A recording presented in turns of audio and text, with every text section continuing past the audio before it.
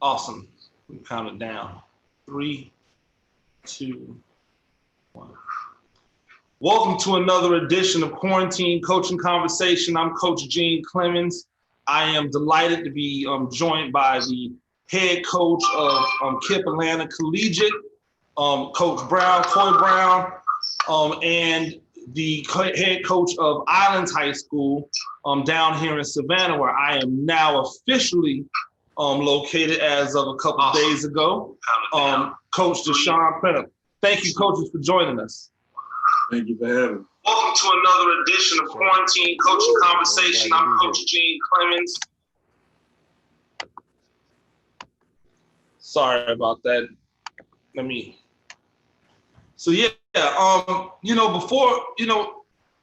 with everything that's going on, and I know I saw a post by you, Coach Brown, I think you said it perfectly.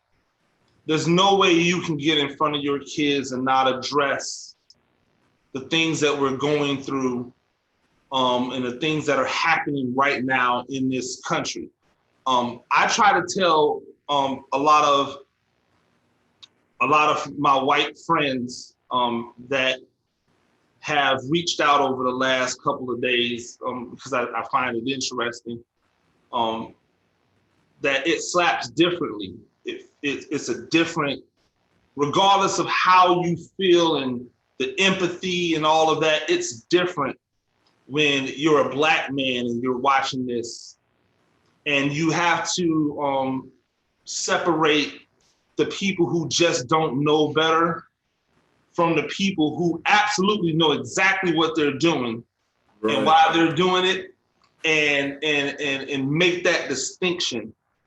So it's been really interesting to me because they'll say things like, "What can I do to help?" or "I just want you to know that I support you." And my response is always the same: is I know that you want to help me. I know that you want to support me, but I don't need you. We need you. And that's really one of those big differences. Is like, and I say need as in you giving me your support keeps it at a level that everybody else doesn't know about. When you give your support to us and you stand up for us and you make things uncomfortable for yourself, for us, then it feels differently. It doesn't feel like you just want to say what it is you feel like you need to say in the moment. Can you two speak about just briefly just about the things that have been going on and how it's affected you individually? Coach Brown, you want to start? Yeah, just in light of society right now, it's really just the powder keg. It just tipped over. And the last straw were those last 3 individuals, African Americans, who were just, wrongly killed.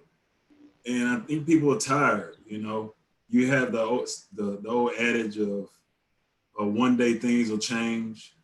Change is going to come. You have some people that'll say, well, things are a lot better than they once were. And that may be true, but the playing field is still not even. You still get frustrated as a Black man, You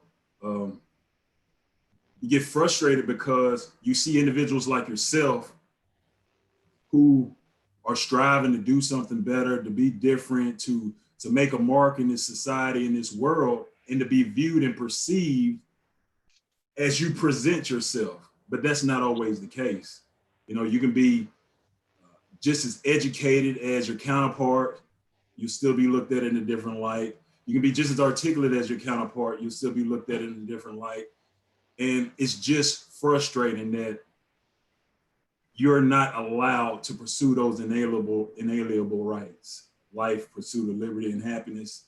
You're not allowed to do so the same as your counterparts. And people will say, well, you have more opportunities now. You're able to work, make more money, provide for your families, get an education in areas that you weren't able to do so. But then you look at society and you look at the playing field, and it's still uneven. I mean, those percentages of African Americans that are educated, that are more articulated and pronounced in society is top heavy. What about the voice of the unheard? What about those that are struggling on a day-to-day basis, okay, in the everyday work in society to just make ends meet? And you try to get ahead and you get knocked back down, or you have to be viewed, or you have to carry yourself in a different light. Like it gets hard as a Black man because I feel like I always have to be the best at what I'm doing. I always have to carry myself in a certain light. It's hard to be at ease and just be yourself at times because you don't want to be perceived in the wrong light by your counterparts because that affects how you move and matriculate in society. So it's just frustrating. It's frustrating for me as an educated man. So I know it's frustrating for my players and who have not experienced life as much as we have and don't have the critical thinking skills to work through issues in society and dealing with others and emotions and things of that nature. So it's very frustrating. You have to handle it with a fine-tooth comb, but in the end, right now, the truth is needed. A hard truth is needed. A hard look is needed, and I think that's exactly what's going on Coach Printup. Yeah, just to piggyback off of what Coach Brown said, having to carry yourself in a different light. Being from where I'm from Calhoun, Georgia, a little small town, always been a minority. And I just take it back to my parents, my dad. He always taught me to carry myself in a certain light. So I've done that my entire life. And like Coach Brown said, being seen by your counterparts is different sometimes. And growing up, that was kind of tough from time to time. Being in the community I was from, I acted a certain way and I was perceived as acting white. It was what I was always told when I was younger. But yeah, I've always stuck to my roots, been myself, carry myself at a higher standard. And that's one thing I'm gonna try to push on to my players. With everything that's going on in society right now, with the way that the African-American male is perceived, we do have to walk in the light. We have to carry ourselves at that high standard. And the playing field isn't fair. It's not even. That's life, you know? And I just want to teach my kids to carry themselves at that high standard and own it. You know what I'm saying? Wear it as a badge of honor. That's how I've always been taught to carry myself as an African-American male, because we do have to be a little bit tougher, have tougher skin, be more driven, you know? Work just a little bit harder. We always have, and that's not going to stop now. Society is seeing it. They're saying that it's not a level playing field, but at the same time, we still have to carry ourselves at that high standard. And I know we've always done this, just I think innately as coaches, and being Black coaches, you almost feel a responsibility to give your players those jewels. Like, hey, this is kind of how you have to navigate as a Black man. I know that I've always, I can even remember back to my first year coaching. I was a year removed from college. Well, I wasn't even a year removed from college. I had just stopped playing, and I was coaching kids at a postgraduate prep school that should be in college. So we could have been teammates, and now I was their coach. And I remember telling some of them, hey, you gotta watch who you quote unquote date in college. Like, I remember having that specific conversation with the young men, just because I understood that some of these people out here don't have your best interest at heart. And so now we fast forward to today, and we've seen everything that's happened. And it's not just today, it's been going on. It's just more people are holding cell phones now so that everybody can see it. Mm-hmm. Is it time for us to really have a legitimate line of training for our kids? Do you think that it's the time that we now put that in place in our programs, where we have legitimate times where we teach them how to deal with people and situations in society the same way that we teach them how to deal with a three technique, or a cornerback that's pressing on you. Yeah. Like, is it time for us to make this not just, hey, we're giving some jewels, but this is an integral part of our program and what we teach in this program? Yeah, Coach. That's one thing that my staff, we have put in place. It's our leadership council. We're having a meeting on tomorrow night, actually, with our assistant principal, who's also African-American male, just to talk to our players about how to handle certain situations, especially right now when emotions are high. I know you just got to Savannah, but the protests and things that are going on, luckily for us, everything has been peaceful so far. But in other places, that's not the case. So we have all these officers coming into Savannah from these different places, so their tensions might be high. You know what I'm saying? You don't know if they're, so that's one thing that we're going to talk about tomorrow is how to handle those certain situations. And moving forward, we meet 3 days or 4 days a week. One of those days being our leadership council and talking about social injustices and social settings and society in itself and how to handle those type of situations. Are y'all still meeting virtually, Coach? Yes, sir. Yes, sir. Yeah. Still meeting. Zoom has been our best friend. Absolutely. Coach Brown, what about you? I noticed you're new boots on the soil at Kipp. Oh yeah. Actually, we just had a team meeting yesterday at 2:00, and we had a number of things going on in the team meeting. We had Mr. Kearney from FAMU who came by and spoke to the team on compliance and diversity, and then we delved into that topic. We delved into the hotbed because see, my kids are right in the midst of it in Atlanta, in Northwest Atlanta. So to answer your question, do we have to make this a part of our makeup and teaching our kids and showing them the ropes and making it a part of their normal routine, teaching them how to deal with adverse situations in society and dealing with people and dealing with their emotions? Yes, you do. And that's a conversation that has to be consistent.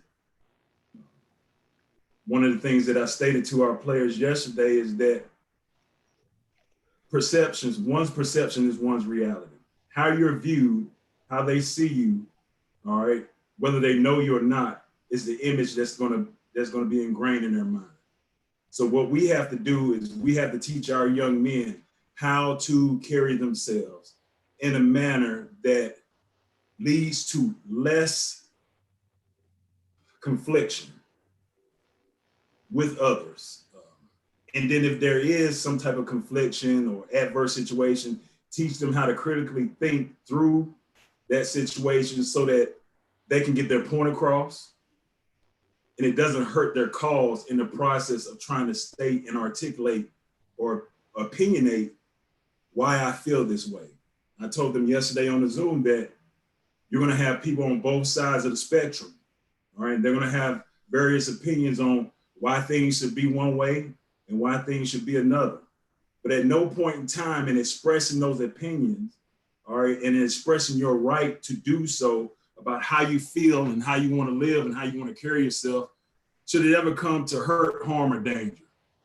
All right. I told them that, the riots, people are upset. They're upset, they're angry, they're tired. They want something different.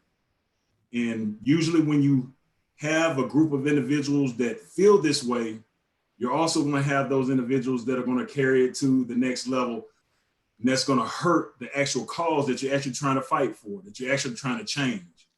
I told them yesterday, the looting, the vandalism, that's one aspect of it, but it's not the aspect of it that's going to help change. If anything, that's going to hinder and that's going to hurt what you're trying to get done. The best way to do that is to stand up for yourself, be able to articulate how you feel about what's going on and how it's affecting you and your people, and then move in a way that people see to perceive something different in you that they've been told or taught over time.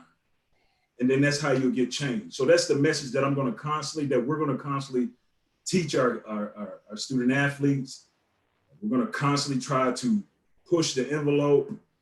And I just want them to know that it's okay.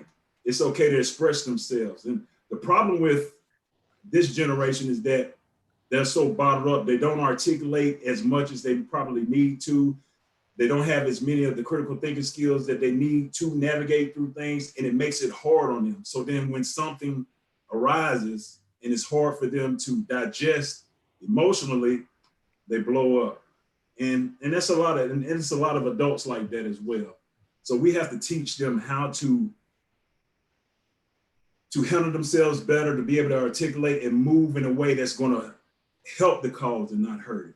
But I do understand, and it has to become a regular part of our routine with our student athletes, not just the X's and O's. And I think that part of it for us as a coach, we have to be able to teach them how to move without losing themselves. Right.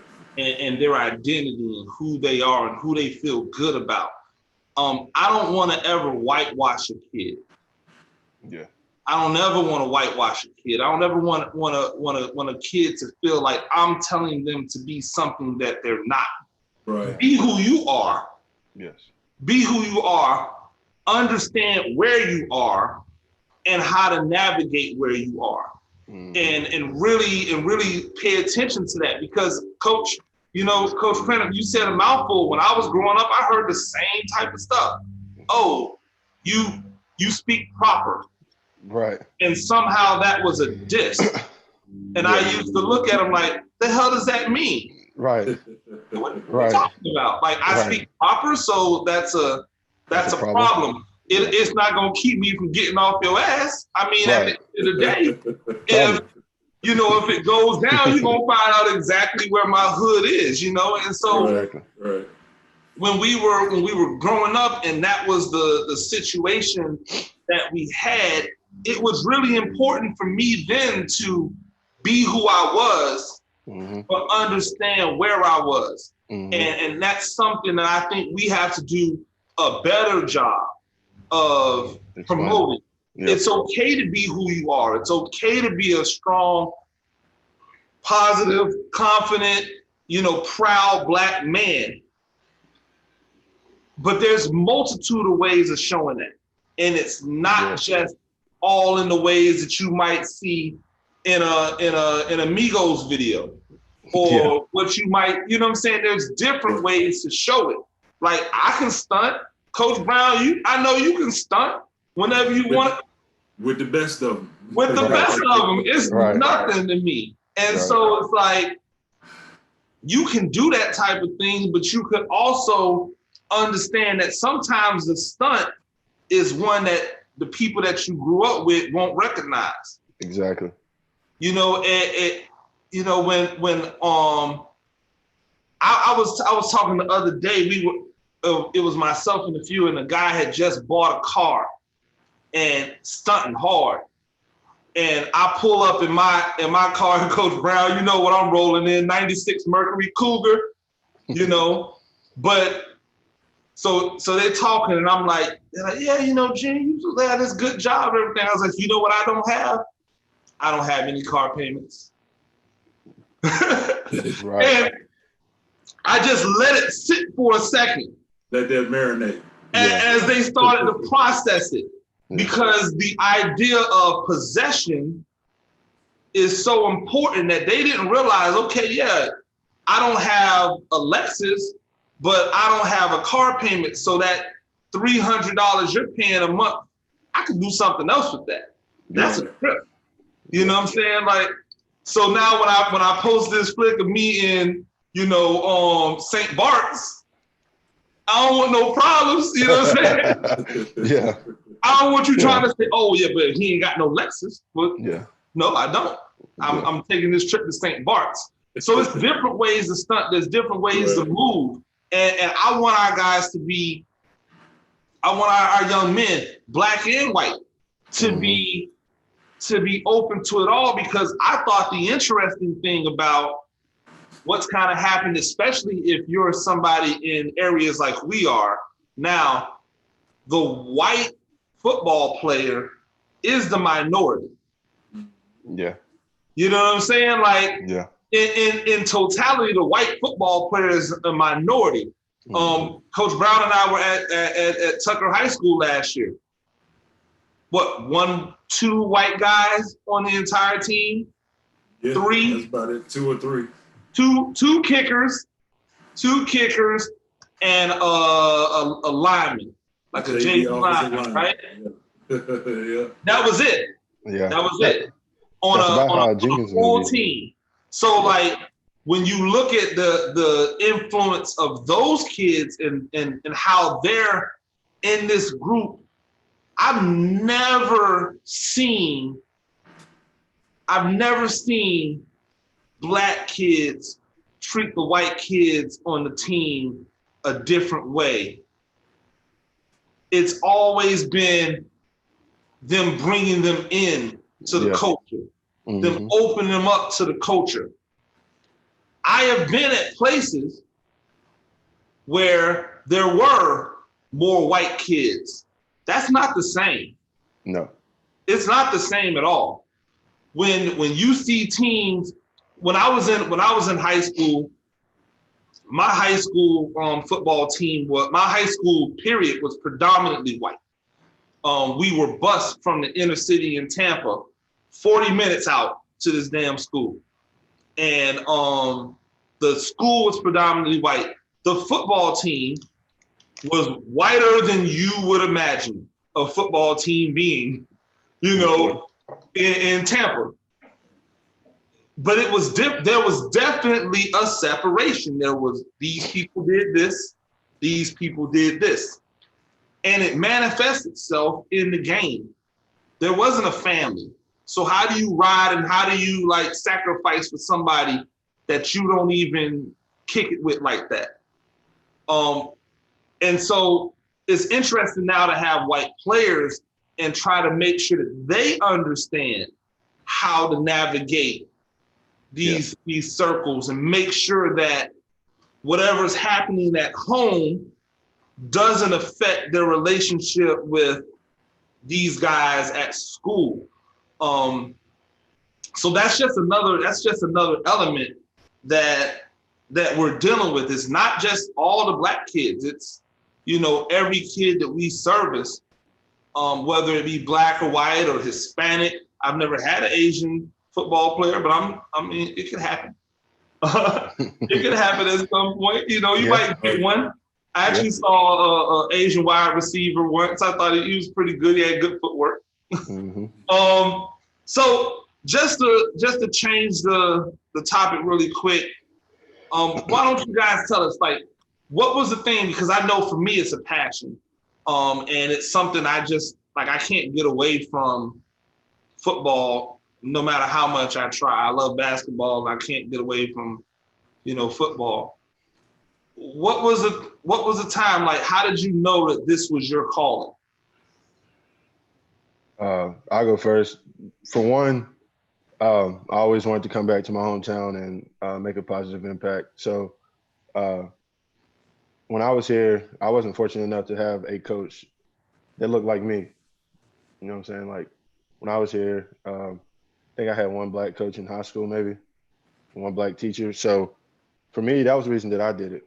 I wanted African-American kids in this community to know that they had somebody that they could look up to be a positive influence in their life.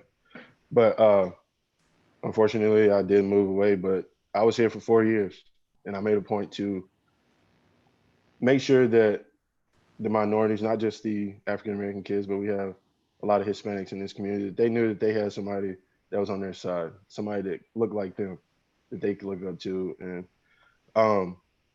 And when I left, I didn't realize that this was really what I wanted to do until I left, and I saw how upset some of those kids were that I was leaving. Because, like, kids aren't going to come up to you and be like, hey, coach, you're my role model. I look up to you, that type of stuff. They're not going to tell you that to your face. You know what I'm saying? It's the little things that they do. Like I didn't realize it until I was leaving. And just the outreach that I had, kids asking me to come back and do stuff like that. But that's the reason that I did it. I just wanted to be a positive African American role model. I wanted to be that role model that I had in my dad, um, and uncles and cousins that came before me. So I just wanted to be that role model in a school, in the school system. Our school system here is one high school, one middle school, one elementary. You know what I'm saying? So I wanted to be that positive role model that they could see out and about in our community.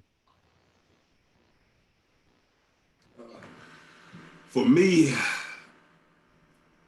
to know that coaching was going to be my calling, it would probably be real early. I have a younger brother, Anthony Brown, who's a defensive coordinator at Hillsborough High School in Nashville, Tennessee, where I'm originally from. And we were pretty poor growing up, and I wasn't able to play Little League football. I actually didn't play football until I got in the 8th grade. I played basketball all the way up until that time. My father was a big hoop player and played pro in the ABA and whatnot. So I was doing drop steps and up and unders, rebound drills for a while until my shoulders got real broad and I got kind of thick. He was like, you know what, you might need to try a little football. You know? But how I knew I was going to coach eventually one day is my brother played quarterback on his youth football team. And I took his playbook and learned his playbook and taught him his playbook. And I would look at the quarterbacks on TV and I would help him learn how to play quarterback because it was his first year playing football. So my dad was like, man, you're gonna be a good coach one day. Didn't think about it because I'm still trying to play. Fast forward, get to college, play, had a decent career, tried out for the pros and didn't make it, it didn't stick. And it was just a natural progression for me to put the cleats up and pick up a whistle. It was just really natural. And I actually started coaching a youth football team, 11 and 12-year-olds, Woodbine Broncos. We actually made it all the way to the state championship and lost to Belmont, I believe. I believe the team was Belmont that we actually lost to. And from that point on, I actually knew that this is what I wanted to do. I just had to figure out a way to do it so that I could take care of myself in the process. And so it was just a natural progression. And like coach, I had one black coach in high school for football. His name was Coach Hamilton. My head coach was Jim Wilson. He was a white guy. And he was a good guy. And he did a lot for us, helped us out a lot. And just seeing those interactions with the players and how he took us home when we didn't have rides and they provided lunch and things of that nature. And it was only natural for me to want to do the same thing. It was only natural for me to want to help someone like I was helped. And I just right now, my calling is, like I tell them, I want them to be the best that they could possibly be on and off the field. And I know that education is a route that can make that happen. And football was the avenue for me to get my education. So I feel like I just have to do my best that I can possibly do to get as many student athletes in school and get them to that higher education as possible so that they can take care of themselves and their family later on. But it was early with me. It was early with me, and it just didn't click because I didn't understand at that age. But I do now. These are big shoes. These are big shoes, and it's a big role, and it's an important role because we affect so many individuals every year. You have a different set of kids every year. You have a different set of personalities, cultures, and ideas, and you have to blend all those together to mesh to make one team. And I think that's the process. That's your calling. That's your calling is you pouring into them what someone else poured into you to make them better. You want them to be better than you were and have more opportunities than you had. So it's just natural. I think it's really natural for a lot of football coaches. Absolutely. And I think it's something interesting that you said and Coach Printup said, and I wanted to roll that into the next topic, which is you said you had one black coach that was an assistant coach. I remember having one black coach as an assistant coach come through one of the years that I was in high school. Not even all of the years. He was only there for 1 year that I had a black coach. I hate this term that, oh, things are better now. Because better doesn't mean good, it just means better. Yeah.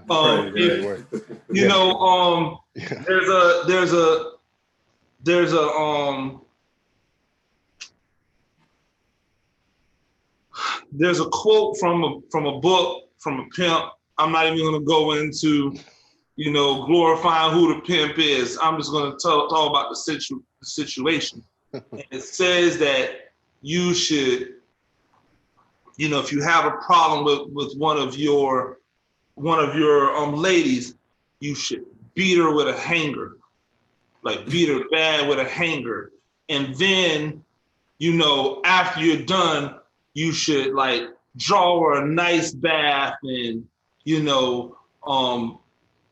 like tend to her wounds and make her feel great. And she'll be so happy that you fixed her that she'll forget about the fact that you were the one that broke her in the first place. That type of mentality is how we have been fed success. Yeah.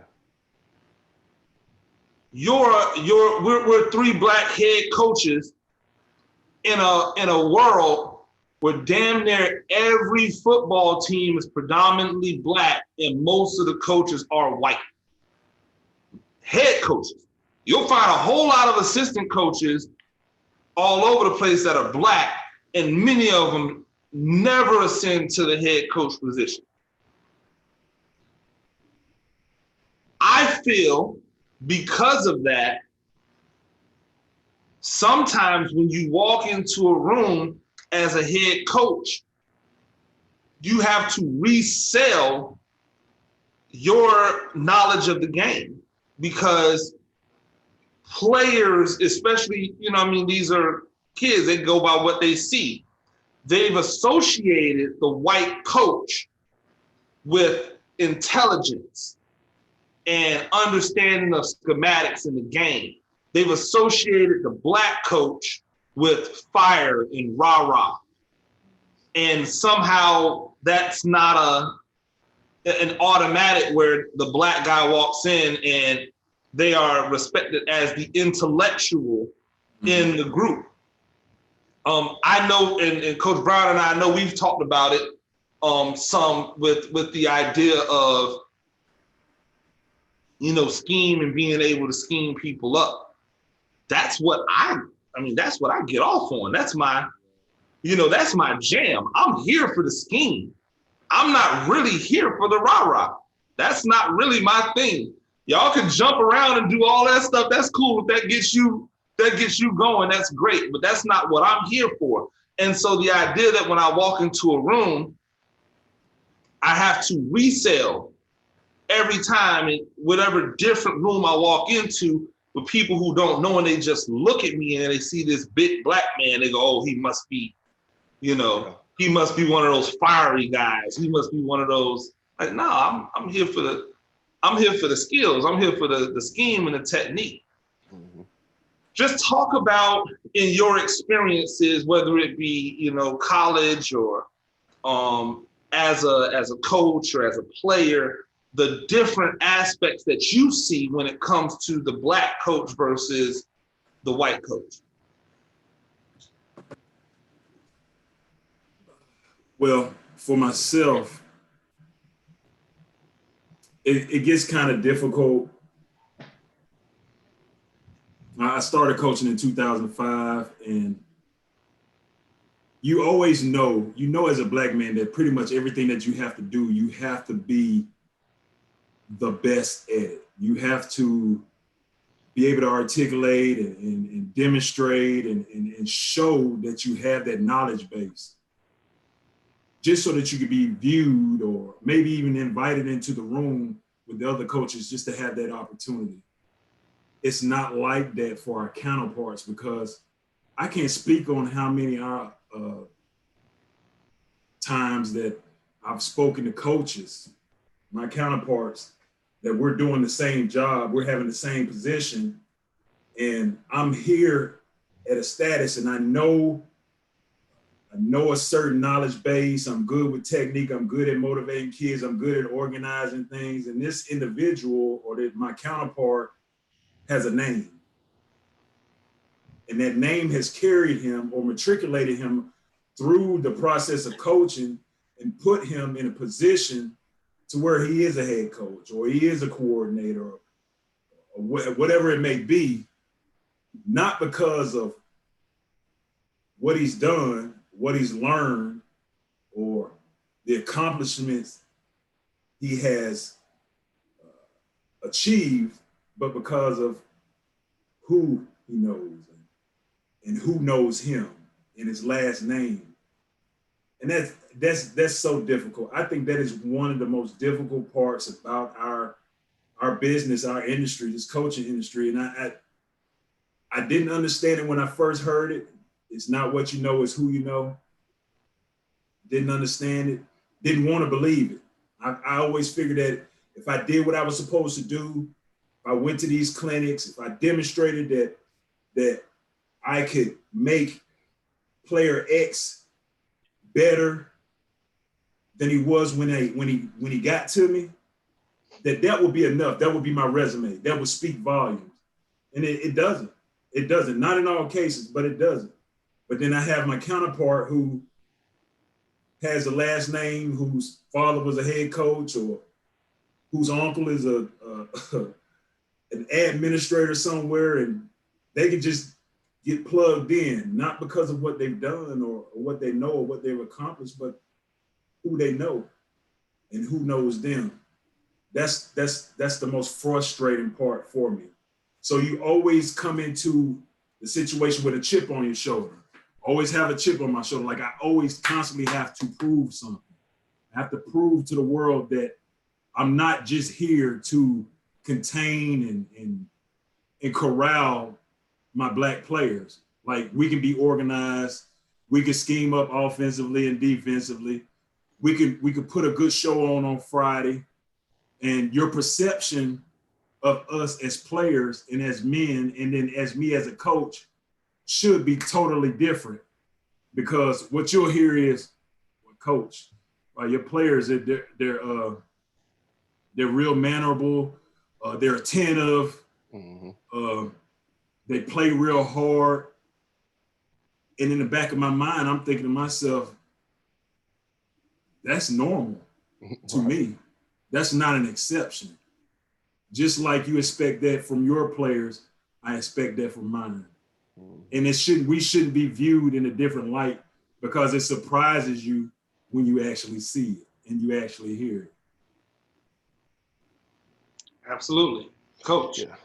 Yeah, Coach, just to piggyback off what you said, like some of the compliments, another one that always gets me is when they say that they're disciplined. Like, come on, man. That's part of the game, you know what I'm saying? But yeah, I agree 100% with what Coach Brown said, like just having to prove it. One thing about me, I'm not the jump around guy. I'm very introverted. I don't do a lot of talking, and I let my actions speak for themselves. But yeah, that's one thing that I've always prided myself on, was making sure that when I did walk into a room, they didn't know that I was intellectual. People know that I'm not the rah-rah coach. You can ask anybody that knows me. That's not me. I've never been that type of person. Even as a player, like we went to college, and you know, everybody has their own little pregame ritual that they do. Mine was to go and I walk out on the field and I just walk around. Other people be out there stretching, running, jumping up and down, bobbing the head of music. And I listen to my slow jams and just get focused. You know what I'm saying? So that's my thing. That's my big thing, is always making sure that, like you said, Coach, with the last name and people knowing certain people is not what you know, but who you know. I've been taught that from an early age. One of the reason that I got the start that I did was because of somebody that I didn't know. You know, so just I think it's more so building relationships and things like that. So Yeah, we're still uneven playing field for now, but I see a change coming. I see it just like everything else. This is gonna be a change because now we're seeing people that we know that are administrators, that are longtime coaches, that are high up in certain organizations and things of that nature. So that change is coming. It's coming very, very soon. And yeah, I just think that we just gotta make sure that we see it through. It's gonna be us Well, to make that change. I think, and I think the one thing that I noticed, and because I'm all about giving praise, but also, assigning responsibility when needed. We go to these clinics and we go to these camps or these lectures. When you look in those rooms, it's like outside of like if you take the big Glacier Clinic. Mm-hmm. The first day you see a lot of like not that first, but that first big day, Mm-hmm. that first session, you see a lot of people, see a lot of Black people. And then as the day dwindles on, you see less and less Black coaches. And I took a video and I'm looking around this room and there's all white coaches and a spattering of Black coaches.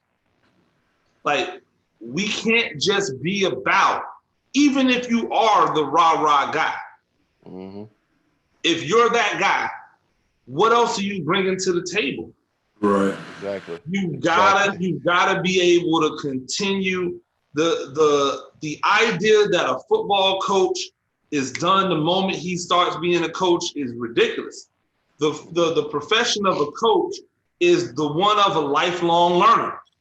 You have to continually learn and make adjustments to be able to stay up on top of your craft. It's like somebody that works in the software industry. If you don't continue to learn the new software that's coming out, you're going to get left behind within a year.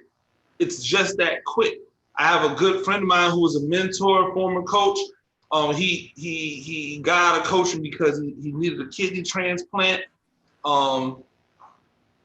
He was out of the game for years, and he finally got a transplant. And I asked him every year about coming back. And one time he just told me, he's like, "Coach, it's over for me." He was like, it's gone. Like it's passed me by.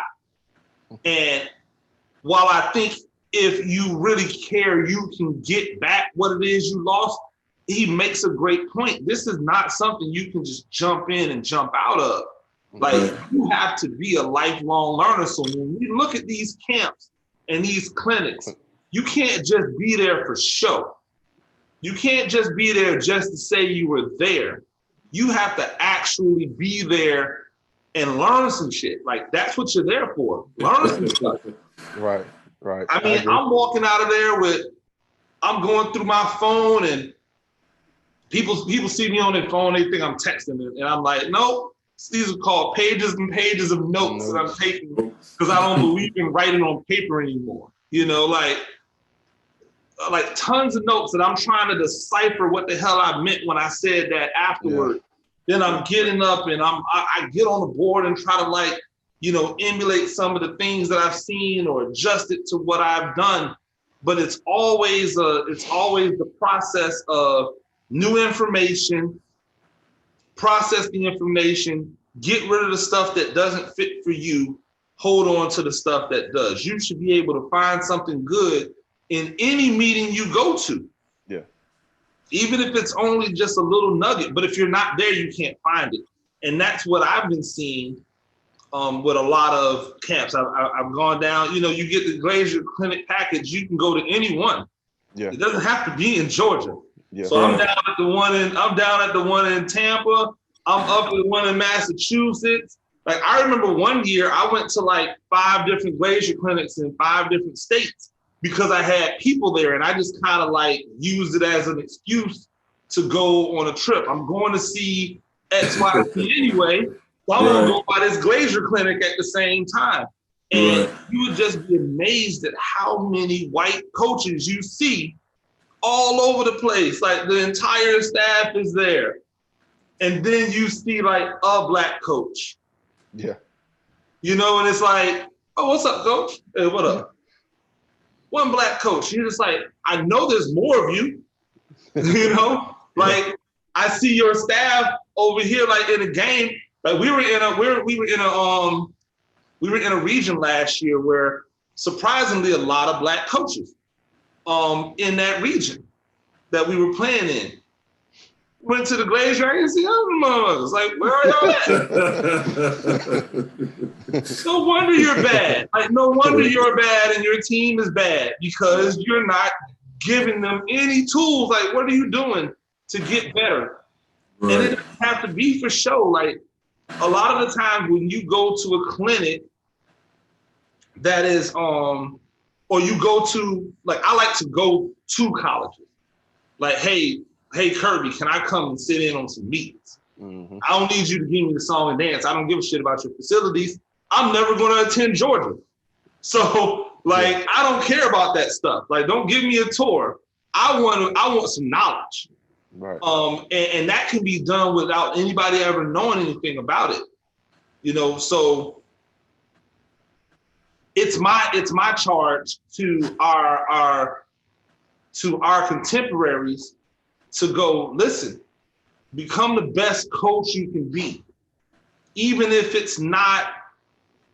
you're not going to put your, like, even if what your bedrock isn't the X's and O's.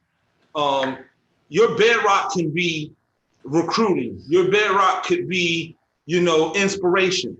But you still have to have those other elements if we ever want to, you know, increase the number of head coaches that we have. Because right now it's a disparaging number, even though the number is better. Even though it's better, it's still a disparaging number, especially when you get into the quote unquote better programs. Mm-hmm. And that's what we need to see. We can't just see, you know, our black coaches at XYZ school because that's the level that coach should be at. Right. We need those black coaches to ascend to those level of schools where coaches are getting paid to coach. Right. You know, like, right. You know what I'm saying? Where people are getting paid to coach. Yeah. Right. And the pressure to win becomes not just a process of your internal desire to win, but because this check is something I ain't trying to let go. Right. You know, and so when we see more black men getting to those positions, that's when I will feel like, okay, we're starting to level off. But what I'm seeing is, and this is high school, college, professional, the black men getting the jobs that don't necessarily have any upward movement. Right. And when they do get a job that has an opportunity to be at the top or has upward movement, the amount of time they're getting to have success is marginal compared to their white counterparts. Yeah, you're gonna be on a shorter leash. Yeah, absolutely. Sure. You're gonna be on a shorter leash. Yeah, for sure. So I'll get you guys out of here on this, and I appreciate both of you guys being here. When we think about what's next, especially in terms of being a black coach, being a mentor and a role model to our players, where's our next step at? What do we do to continue to improve on the design? What's necessary? For me, the next step is just, you have to be more than just a coach. All right, so it's great to run a multiple offense with various tempos and understand RPOs and power and counter. It's great to understand 3-3-5 and how to wrong shoulder and spill, but it's so much more to that. So like we need to read more. We need to infuse culture, various cultures within our own, not just our own selves, but into our student athletes. So you're trying to complete or you're trying to create a complete student athlete. Well, in order for me to do that, I have to try to complete or create a complete coach, a complete person. And in order to do that, then you have to think outside the box. I tell my kids all the time, you have to see something other than the inner city of Atlanta. There are other places outside of Atlanta. There are other people outside of Atlanta. And until you do that, it's hard for you to grow someone else if you're not growing yourself. So if there's anything that we can do to go to the next step is to continue to grow yourself beyond football, being able to handle personalities, deal with emotions, infuse parents and culture, and create that melting pot that shows that you can organize others and make them better than they were when they got to you. Yeah, I agree 100%, Coach. We got to continue to get better. And the next step for me personally, like I said, I'm a young coach. I'm 29 years old. And for me is, I got to be more well-rounded, be more of attentive to my players and their situations. That's my biggest thing. Like, I'm very naive to certain situations that some of my kids go through on a daily basis. So that's my next step for me personally, is to be more observant, be more someone like my kids. They know they can come talk to me about anything. More like a big brother figure to all of them. But I'll be more of like a father figure than a big brother figure, like to show them the way, just to continue to evolve and make those necessary changes. Absolutely. And again, I appreciate both of you guys being on with me. Coach Brown, head football coach at Kipp Atlanta Collegiate. Coach Brown, what's your social if people want to follow you? You can follow us on Twitter at BSU Alumni 05 and also at Kipp Warriors FB. I love talking to other coaches. Since I've gotten the job, I call various head coaches, Nick Davis, Jesse Higgs. I talked to Lamar a few times.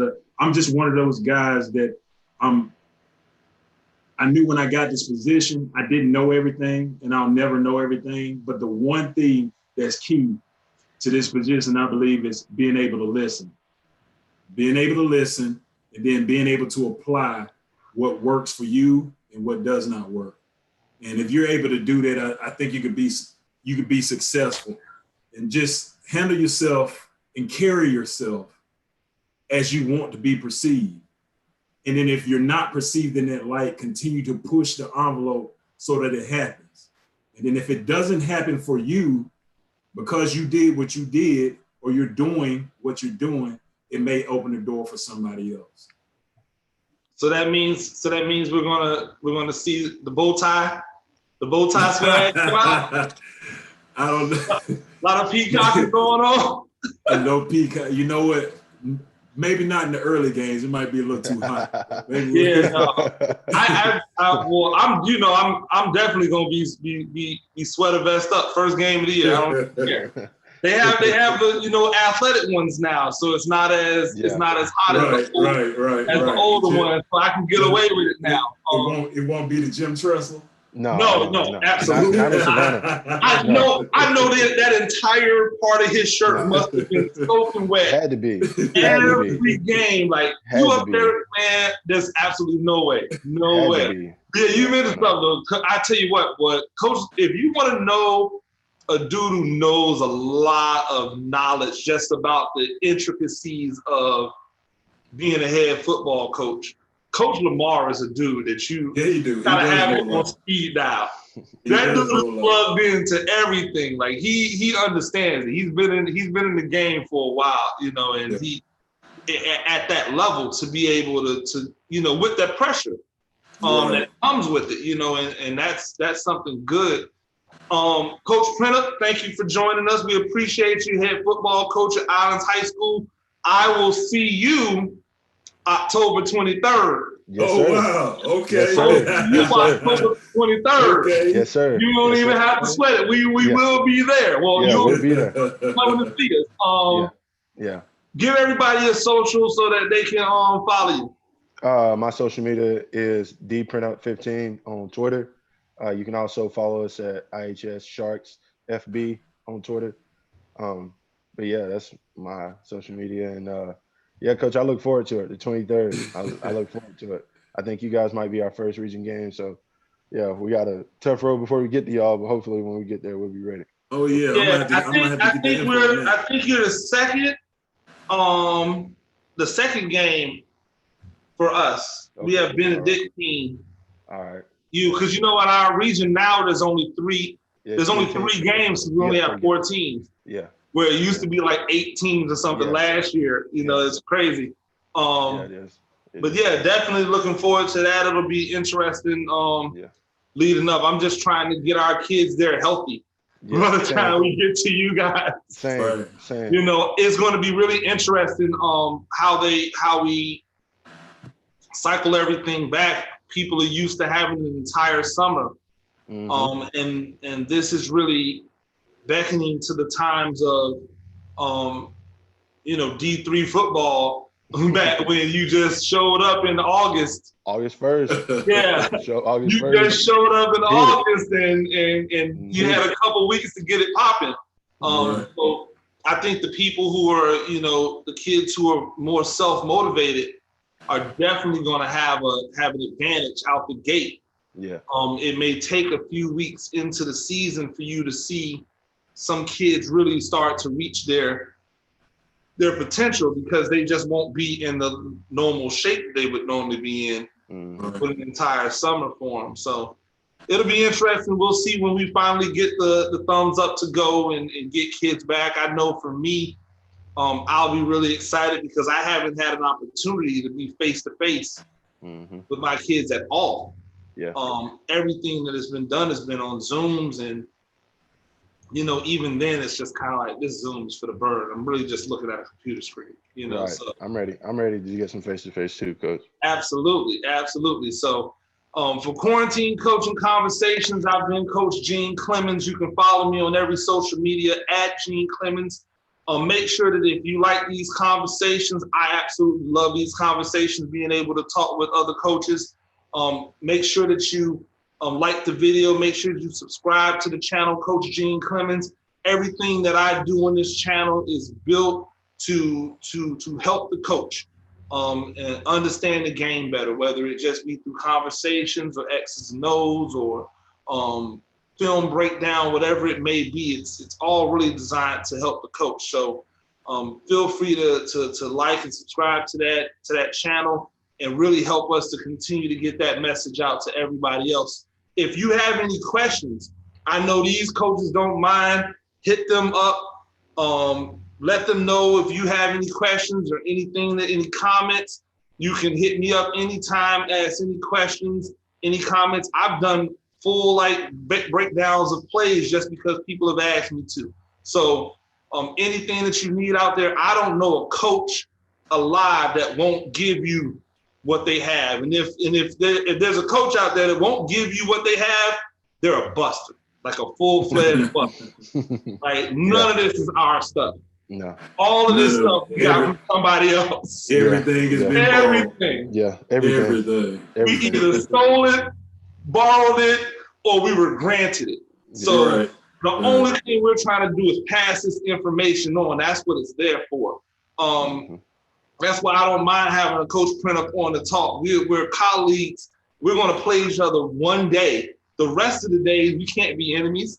So, it's a great opportunity to be able to talk and discuss things with our fellow coaches. And we always appreciate you guys joining us. So make sure you hit us up. Make sure you follow everybody. Coaches, once again, thank you for being with me. I really do appreciate it. Yes, sir. Appreciate you having me, man. And y'all guys stay safe. All right. Y'all stay safe out there.